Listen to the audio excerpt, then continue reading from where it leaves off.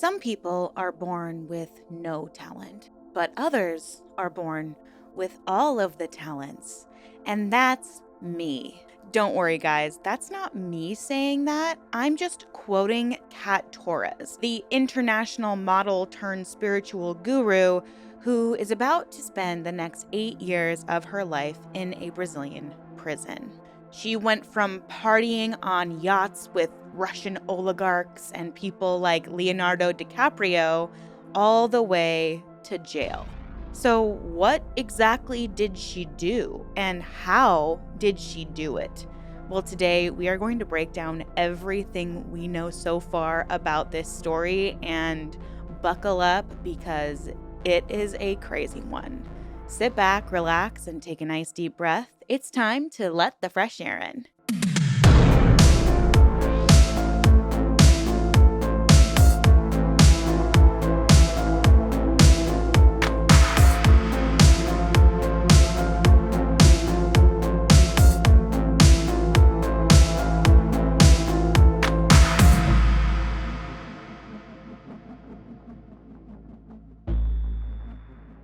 Hi, everyone. Welcome back, or welcome if you're new. My name is Erin, and I am fascinated by all things cult, true crime, and unique spiritual practices. I cover cult deep dives, true crime cases, and anything that seems just interesting to me when it comes to religion and human behavior, just kind of in general. So if you're into that sort of thing, please go ahead and subscribe to the channel. I would absolutely love to have you here.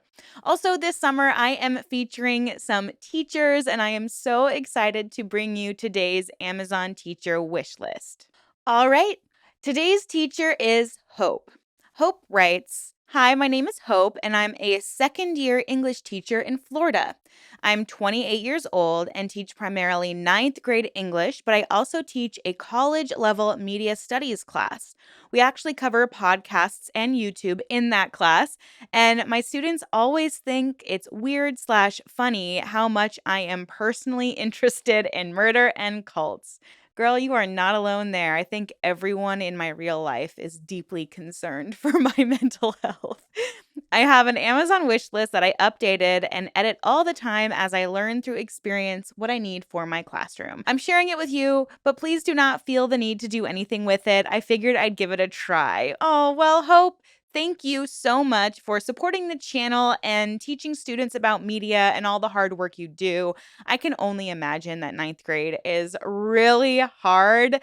I'm a very petite person, and some of these high school kids, I'm literally like looking up at them like this, like, how would I ever manage a classroom full of these teenage Neanderthals? Like, they are all so much taller than me. I can't. I don't know how you do it. So, her Amazon wish list is going to be in that pinned comment down below. So, if you have the means or interest, please support our girl Hope. And Hope, thank you so much for supporting the channel. Without further ado, let's jump right in. Kat Torres at one time had 1 million followers on Instagram. She was an international model who partied with the wealthy elite in government and Hollywood and other celebrities. And she created a name for herself, not just in Brazil and as an international model, but she eventually transitioned into being a wellness influencer. And oftentimes, I think we find wellness influencers becoming spiritual influencers or gurus. And in my opinion, it's all a scheme to prey upon people's vulnerabilities and then sell them a coaching program or encourage them to become a coach themselves so that they can make some extra money from their vulnerable followers.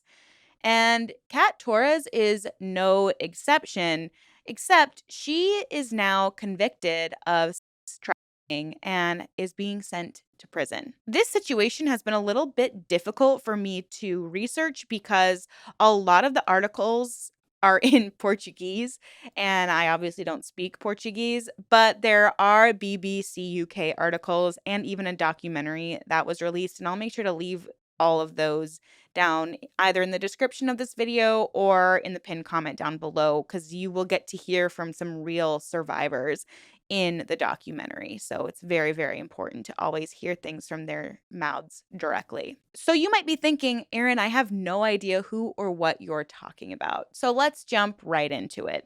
Kat Torres came from a very small town in Brazil called Belém, I believe. And she had a very difficult, challenging upbringing. Now, a lot of this is according to her, but she's said to have had an alcoholic father who maybe even became a sometimes. And all around, she felt like this was a place she needed to essentially escape from. And she's always been a very conventionally beautiful woman and even young girl, as odd as that feels to say. But she did start her modeling career when she was only 12 years old. And according to survivors of her alleged cult, she always cared a lot, very deeply about how she looked, even at a young age. She would get very trendy haircuts and always wore bright red lipstick. And as she grew up through her teens, she continued to get some modeling work, and she even competed in a swimsuit beauty competition in Brazil. And this kind of got her on the map for the first time. She started to gain a little more notoriety in Brazil and then even internationally. And she ended up signing with a modeling agency based in Europe or the UK, and she ended up moving there. Now, this is kind of when we first get a glimpse into her and who she is. I mean, she's young, she's only 18. There is this video of her introducing herself, I believe, like on the streets of Paris or something. And she's like, "Hey, I'm Kat Torres and I'm a really good person." And I think it's safe to say that anyone who claims that they are a good person or is a self proclaimed guru is probably someone you need to just run away from. But we'll get to all of that very shortly. So she's modeling in these lingerie and bikini campaigns all over the world. I mean, she is starting to get a lot of traction and success in the industry. And since she's a beautiful woman in that industry and has proximity to famous, specifically men, she starts getting invited to these very, very high end parties, whether they're nightclubs or parties on rich people's yachts. She is there.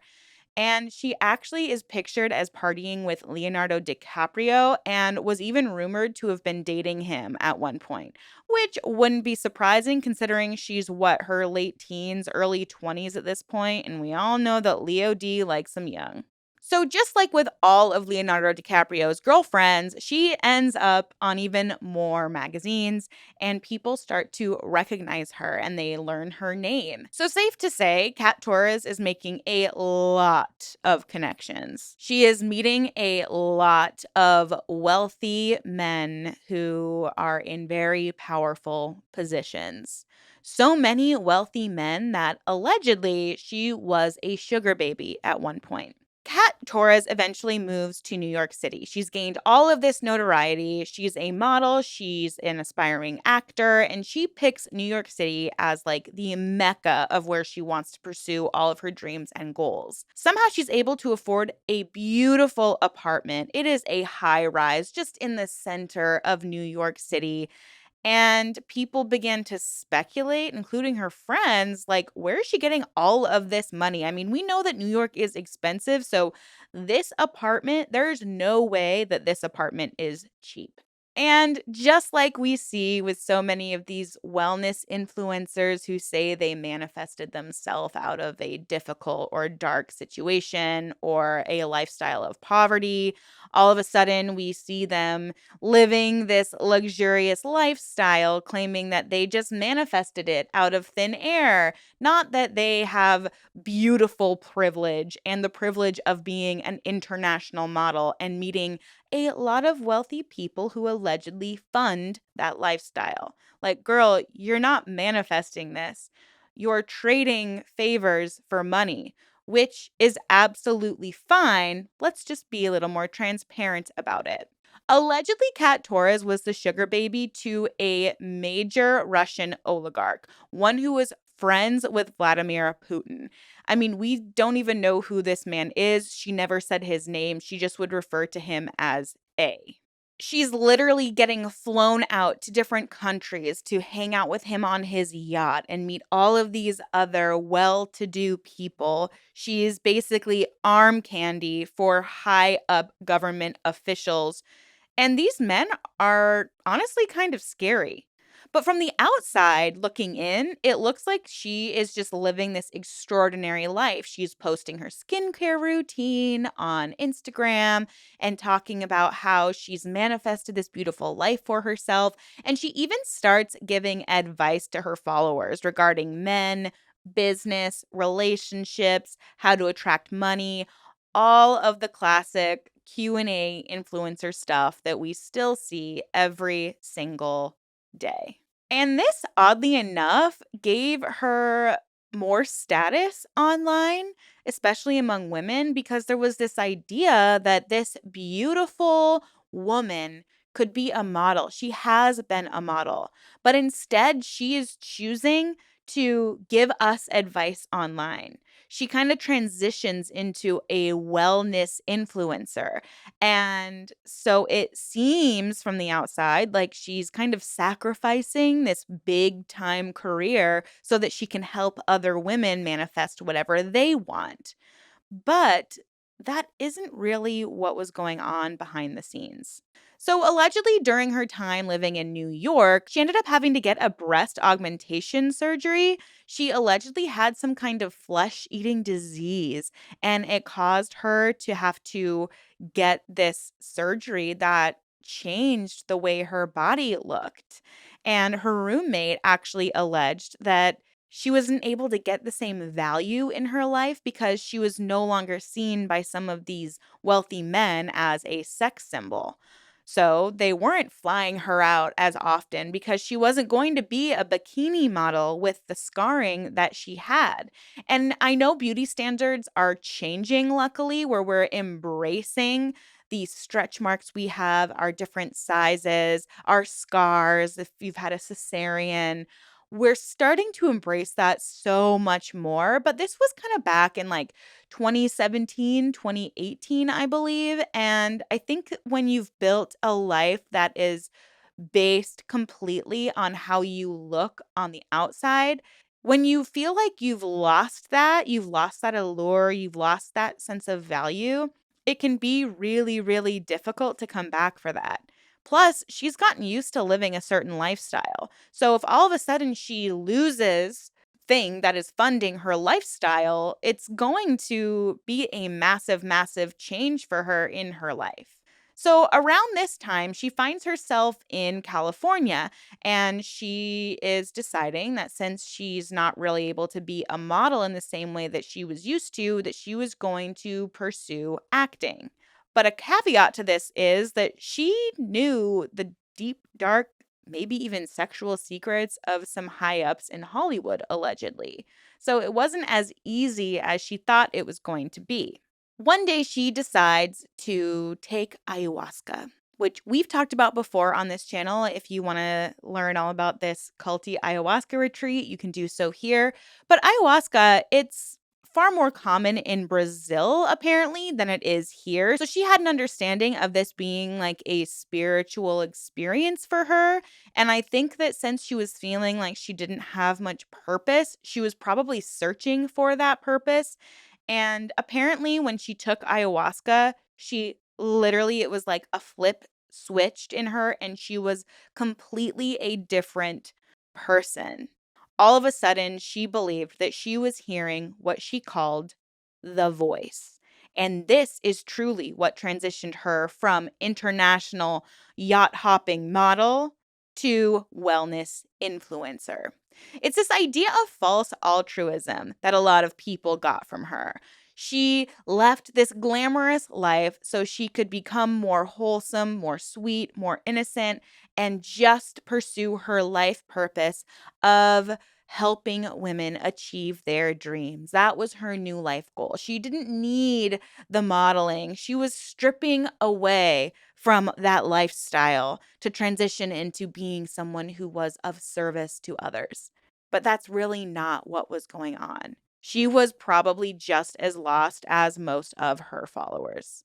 So it's around this time that she writes and publishes a book called The Voice. And this details her life growing up and how she's always had a very loud, intuitive voice inside herself. And she's always listened to that intuition.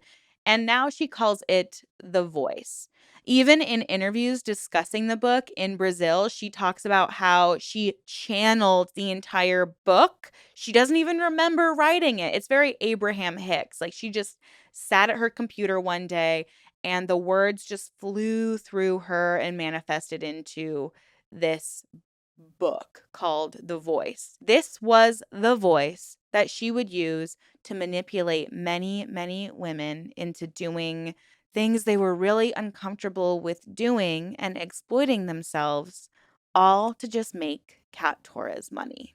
So, since she has all of these followers, she's this wellness influencer. She's just released this book and she decides that her life purpose is to become a wellness and spiritual coach and a self described guru.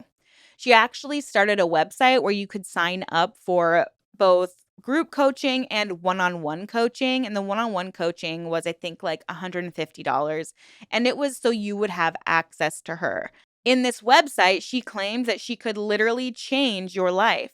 Her Instagram suddenly transitioned from her luxurious lifestyle into this is the secret magic trick in order to help you live your life.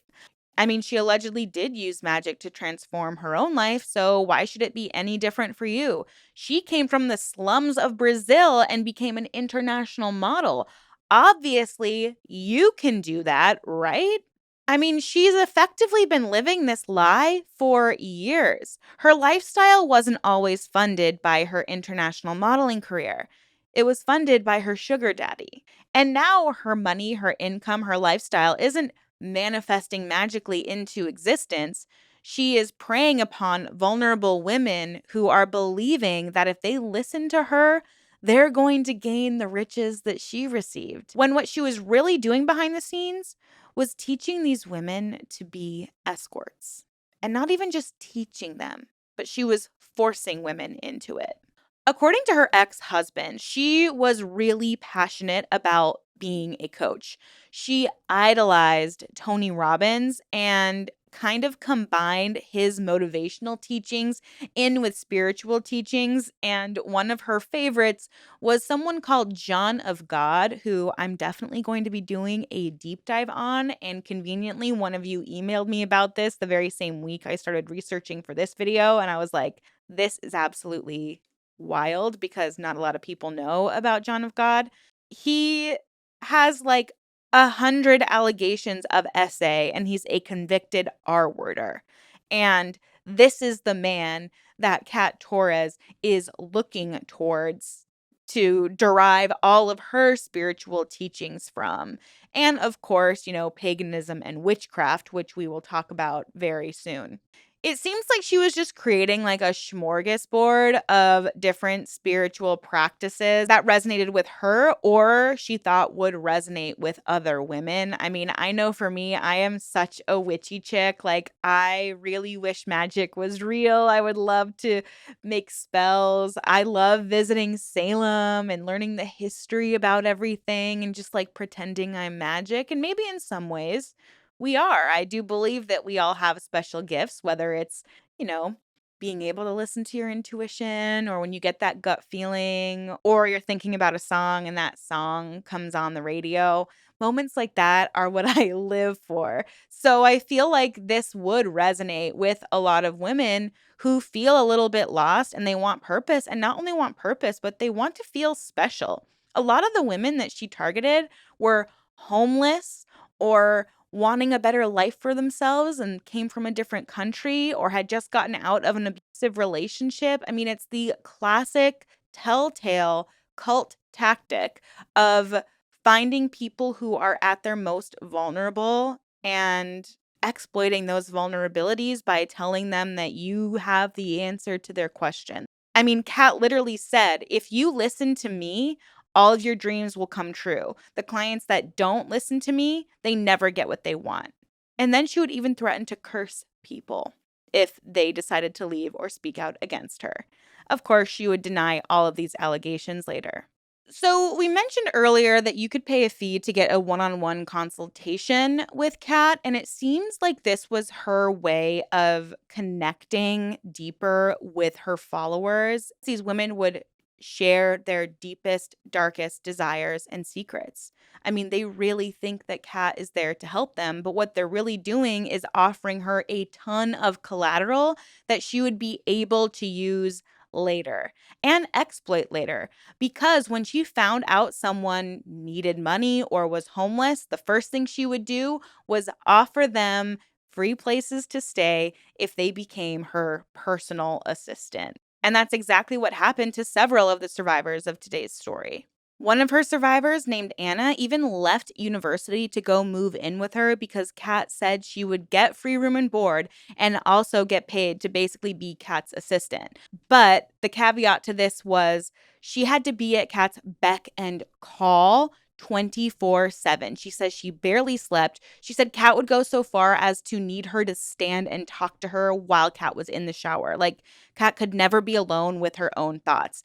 And Anna claims that she was afraid. She was afraid to leave because Kat would say, everything that I'm telling you to do for your own growth is being channeled by this voice, to the point where she was saying she's channeling God or whatever entity that particular client believed in. And if they didn't believe in one specific entity, she would claim that this was knowledge she gained from previous lives, or she's communicating with entities that know and understand that client. So people were listening to Kat because Kat was effectively proving to them that she had this rags to riches story because she listened to her inner voice, to the voice. And if they listened to her voice too, they would get the same success as she would.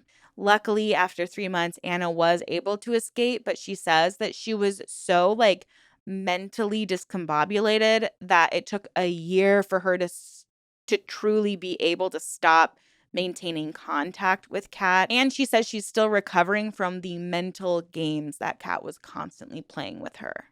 I mean, Anna was completely isolated by Kat. One of Kat's common tactics she would make was she would encourage her followers, especially the people that were closest to her, to break up with their partners because they were always deemed as toxic, and to cut off their family members because they would just be detrimental to their growth. She even encouraged her followers to move to America to live with her and work on themselves. This wouldn't happen, however, until 2022 when she moved to Austin with her, I believe, second husband. And this is where things get really, really dark. So, throughout this time, Kat is growing her online social media presence as this wellness influencer, right? She has stripped herself down from the material items and has found her spiritual self.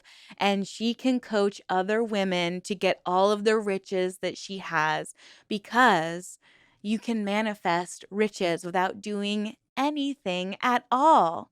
Just kidding. It's actually by exploiting your followers and forcing vulnerable women into prostitution. Yes, you heard that right.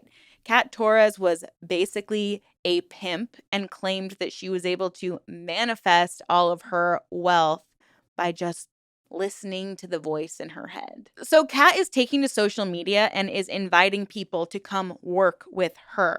She says they work really hard. If you want what you desire, sometimes you have to work really hard, unless, of course, you're Kat.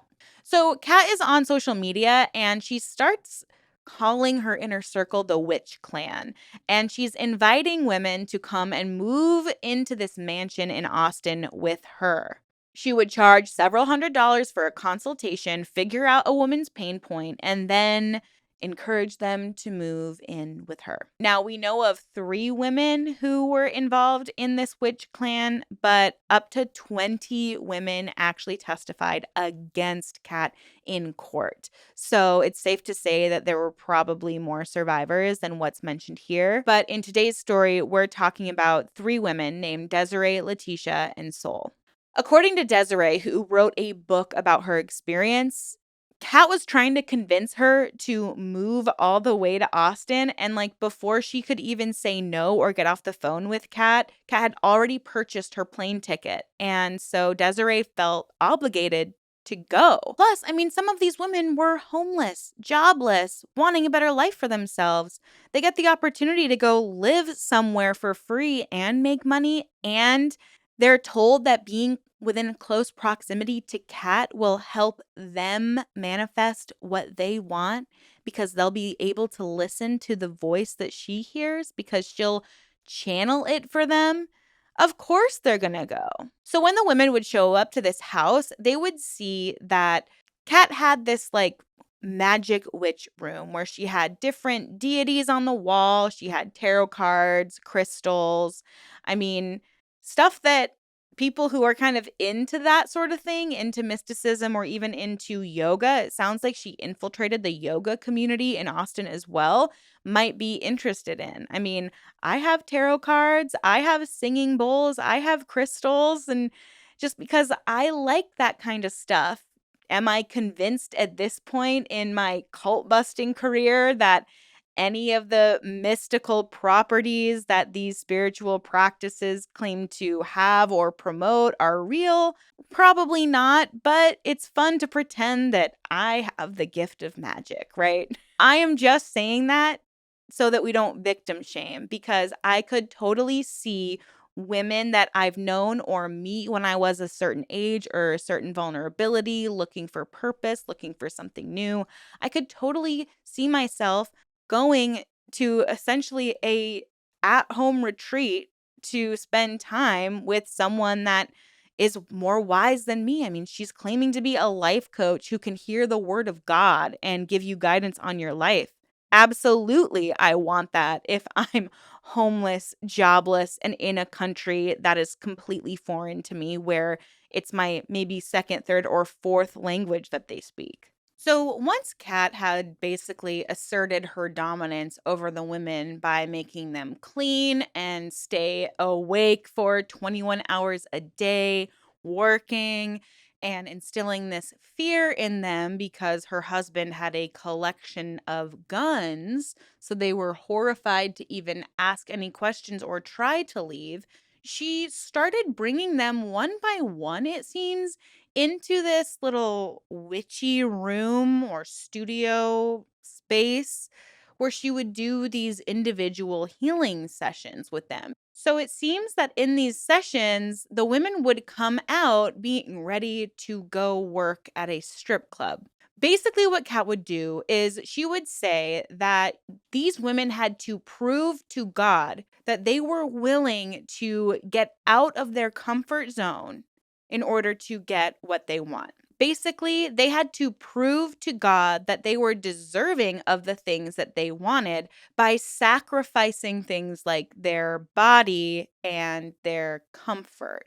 Kat also would start telling them that they needed to bring money into the household because Kat had been so generous. I mean, she flew them out. They don't have to pay for their rent. She had purchased all of this furniture for their bedrooms. She feeds them. She clothes them. They should be paying her, not the other way around. Because remember, a lot of these women thought that they were going to be getting a place to live and making money by helping Kat, by being one of her many assistants. But instead, now they're being told that they have to bring money into the household. So she gets them jobs out of the goodness of her heart at this strip club. And they're basically forced to work. She tells them that if they question what the voice is telling them to do, or if they even express a little bit that they do not want to do this, that they are disappointing God and they might get cursed. Furthermore, they had no real other option because Kat was their protector. God was helping Kat protect these women. And since some of them had moved to a different country from like Brazil to come live with Kat, They were giving Kat things like their passport, their identification for safekeeping. And a lot of strippers use different identities and wear wigs to try to hide who they really are because they don't want some creep at the club to, stalk them and put their life in danger. It's a safety hazard. So she would literally hold on to all of their legal documentation, whether it was from America or another country, like their passport, and she would hide it in a safe and lock it so they had no access to it. And she was demanding that they hand over all the money that they make from the strip club. So they had no means, even if they wanted to escape, to truly escape because they had no money and they had no identification. They were essentially being held hostage. So, a tactic that a lot of human traffickers use is they set a quota for how much you have to work if you're going to get the benefits of living in that space or working with that trafficker, or just to be safe in general because not all trafficking situations are the same, but in this particular scenario, you had to make a certain amount of money if you wanted access to the home. So if you wanted shelter, you wanted food, you wanted a roof over your head, you better not show back up without that $1,000 that you made at the strip club tonight. But suddenly, that benchmark was moved, and Kat started demanding that they bring in $3,000 a night. But they weren't going to be able to get that from some strip club outside of Austin. So this is when Kat started encouraging slash forcing the women into prostitution. And if they did not make that $3,000, they were not allowed back home and they would end up sleeping on the streets. And again, remember, you might wonder, why won't they just leave? They don't have money and they don't have their identification. What are they meant to do? Plus, Kat has instilled this fear in them that if they question her or even try to leave, that they are essentially questioning God. I mean, Kat went so far as to force a rule of silence in the house so the women were not allowed to talk to one another. So even if you had any concern or question, you literally can't talk it out with anybody else. And sometimes that commonality between people of realizing the red flags is what can save people's life or save them from getting out of a dangerous situation just like this. But it's also a very common tactic for cult leaders to either force their followers to kind of tell on each other or create a vow of silence because they don't want the members of the cult to start putting the pieces together and start recognizing that the cult leader is up to no good because they don't want a mutiny. If everyone in the cult starts learning that the cult leader is actually not a godlike entity, but just a manipulative, narcissistic human being just like them, they would get power in numbers. But Kat did not want that because Kat has to continue selling that if you are in close proximity to Kat, all of your dreams are going to come true. So, since Kat is basically selling herself as this entity that people want to be within close proximity to, she is this healer, she is this wellness coach.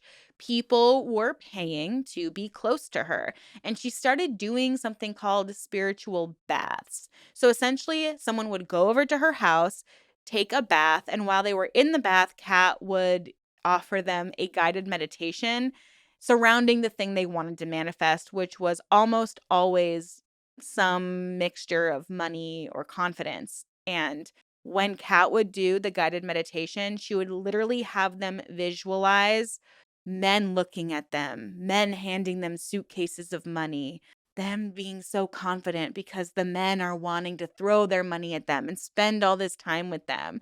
So Kat is here sitting back doing nothing, talking about how hard everyone has to work for their dreams while also trying to sell the idea that you can law of attraction, think your way into abundance, while she is literally trafficking women and forcing them to prostitute themselves and then give her all of the money that they are making from putting their lives in actual danger. I mean, the women weren't even going out to seek the men. They were getting clientele from the strip club, and Kat was posting sugar baby profiles up on like seeking arrangements types of websites on their behalf and forcing them to meet up with these men. And Kat's ego just seemed to be growing bigger and bigger and bigger. I mean, she started going online and saying that she was the Messiah, she was Jesus Christ, she had the secrets to life and abundance. And she even went so far as to publicly shame anyone who spoke out against her, and even admitted online in videos and in Instagram captions that these people were slaves to her, that she would curse them. After they got evicted inevitably from this mansion that they were living in, people literally found voodoo dolls in the front yard. I mean, this woman really thought that she had some kind of mystical power. So you're probably wondering, okay, if she's so diabolical and scary, how did we get to where we are today? Well, the two women, Desiree and Letitia, who were like heavily trafficked and involved, they had cut their family members off. Their families were so concerned because they could not find Letitia or Desiree. They're in Brazil. They can't contact their children. Kat won't talk to them. They see no evidence online that their children are safe. So they end up filing missing persons reports for these two women. And people in Brazil started making pages online calling Kat out. And of course, it was all in Portuguese, but Kat would inevitably see it. And then she would fight against it and talk about how, oh, I'm not doing this. Oh my gosh, they're fine. Then she would force Letitia and Desiree separately to get online onto their own profiles and say, stop trying to find me. You're not in my life because I don't want you in my life. I don't want to talk to you anymore. I am fine. Nothing bad is happening. I mean, it sounds eerily similar to 7M, doesn't it? With the Derrick sisters. Eerily similar to that. A cop even called Kat one day and demanded to basically do like a wellness check over the phone with Desiree and Letitia. And recorded on the call is Kat threatening the girls to not say anything and to be very careful about what they said. But still, like, nothing happened. These two women, they're technically considered adults. They're allowed to go do what they want, but the families are like, these are not my children. I should know where they are. This is not how my daughter normally treats me. And they end up finding the escort website and seeing their own children's escort pages online. And get this, this was so creepy. The address to the house that they were staying at was on the website. I mean, talk about safety, but you have your address on an escort website. I mean, that is so dangerous. And so apparently Anna, the girl who had lived with Kat previously, she was like probably the first person. She was the one that lived with Kat for about 3 months, and Kat was making her like have a conversation with her while Kat took a shower and like wouldn't let her sleep and was totally controlling this woman's entire life. She sees all of this discourse on social media. She's keeping tabs on what the families are saying and how Kat is responding. And she sees that these girls are being sexually exploited. And so she reports Kat to the FBI, and the FBI starts an investigation. And in November of 2022, Kat was deported back to Brazil to face charges of sex trafficking. And luckily, just last month, she was found guilty, and she's going to be spending the next 8 years of her life in prison, which honestly, I don't know if that's long enough, just because she has shown absolutely no remorse. She still claims to be a guru. She denies all allegations, even though we can see videos from her social media accounts that depict her saying that she has slaves and she'll enslave people and threatening to murder people and hang their skull on her wall. She says, I don't know who posted that, but it wasn't me. Okay, so somebody hacked into your account and did this? Who, like, how? Was it a deep fake? Like, come on, get real. It's you on video saying it. 20 women testified against her for her charges, and she's claiming that all of them made it up. She even said in an interview with BBC that she was laughing during their testimony because it's just so funny that they're all lying about her. She said that fame will always find her. She really still, to this day, thinks so highly of herself. And until she's able to take any accountability, I think she needs to stay in jail. She not only that, but she still to this day claims that she is Jesus. And you'll see if you go watch the BBC documentary at the very tail end in Portuguese, she says, because there's an English interviewer and then a Portuguese interviewer. And in Portuguese, she says to the English interviewer who does not understand what she's saying, she says, "Beware, you'll see whether I have powers or not." And the guy who understands her, the Portuguese interviewer, he says, "Is that a threat?" And then she says in English, "I didn't like her." So, yeah, I think it's safe to say that she's a threat. It's really so disgusting to see someone react that way, take absolutely no accountability. It really goes to show how there really is evil in the world. And the women that were affected by her, they're they're getting post-traumatic stress disorder. They're having to go through intensive therapy to try to understand what happened to them. And not only that, but the women that were escorts, they were putting their lives at risk, their health at risk, their bodies at risk. All of them are so mentally harmed by the things that Kat did. And it's so scary that someone can look so beautiful on the outside and be just so evil on the inside and create this facade about themselves when really they are just like pure evil. And my heart goes out to the survivors, and I want to thank them for testifying against her. A lot of the women have remained anonymous because they have been that scared of Kat Torres. So I really hope that they have the support that they need. I hope they get the healing that they need. And I just want to thank them for speaking out because maybe you've saved future victims and survivors from a dangerous woman. So, what do you guys think about this situation? I'm kind of surprised we haven't seen more about it. Hopefully, and I'm sure we will as, more true crime channels kind of start seeing what happened. But I think since it's in a different country, like she's in jail in Brazil, I think because of that, it's not as mainstream here in America. But yeah, what do you guys think? Like, did you ever follow her? Did you see this on influencers in the wild? Because they did post about it. It's a crazy situation and it's really, really heartbreaking. It's especially as a woman, like you want to trust other women.